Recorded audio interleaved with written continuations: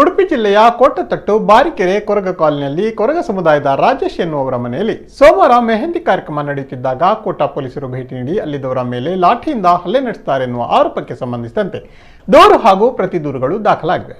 ನೊಂದ ರಾಜೇಶ್ ಪೊಲೀಸರ ಮೇಲೆ ದೂರು ನೀಡಿದ್ದು, ಮತ್ತೊಂದು ಕಡೆಯಿಂದ ಪೊಲೀಸ್ ಕಾನ್ಸ್ಟೇಬಲ್ ಒಬ್ಬರು ಪೊಲೀಸರ ಮೇಲೆ ಮೆಹಂದಿ ಕಾರ್ಯಕ್ರಮದಲ್ಲಿದ್ದವರು ಹೊಡೆದು ಕರ್ತವ್ಯಕ್ಕೆ ಅಡ್ಡಿಪಡಿಸುತ್ತಾರೆಂದು ದೂರು ನೀಡಿದ್ದಾರೆ. ಇದೀಗ ಇದೇ ವಿಚಾರಕ್ಕೆ ಸಂಬಂಧಪಟ್ಟಂತೆ ಮಾಜಿ ಮುಖ್ಯಮಂತ್ರಿ ಸಿದ್ದರಾಮಯ್ಯ ಟ್ವೀಟ್ ಮೂಲಕ ಆಕ್ರೋಶವನ್ನು ವ್ಯಕ್ತಪಡಿಸಿದ್ದಾರೆ. ಪೊಲೀಸರ ಈ ಕೃತ್ಯ ಅಮಾನವೀಯ, ನಾಚಿಕೆಗೇಡು. ಪೊಲೀಸರು ದಾಖಲಿಸಿದ ಪ್ರಕರಣ ತಕ್ಷಣ ವಾಪಸ್ ಪಡೆಯಬೇಕು. ಪೊಲೀಸರ ವಿರುದ್ಧ ಸೂಕ್ತ ಕಾನೂನು ಕ್ರಮ ಕೈಗೊಳ್ಳಬೇಕು. ಕೋಟ ಶ್ರೀನಿವಾಸ್ ಪೂಜಾರಿ ಗಮನಕ್ಕೆ ಬರದೆ ಪೊಲೀಸರು ಪ್ರಕರಣವನ್ನ ದಾಖಲಿಸಿದ್ದಾರಾ? ಹಾಗೆ ನಡೆದಿದ್ದರೆ ಕೋಟ ಒಬ್ಬ ಅಸಮರ್ಥ ಸಚಿವ. ಹಿಂದೂಗಳೆಲ್ಲ ಒಂದು ಎನ್ನುವ ಬಿಜೆಪಿ ನಿಮ್ಮೊಳಗೆ ಕೊರಗರು ಸೇರಿಲ್ಲವೇ ಎಂದು ಟ್ವೀಟ್ ಮಾಡಿದ್ದಾರೆ.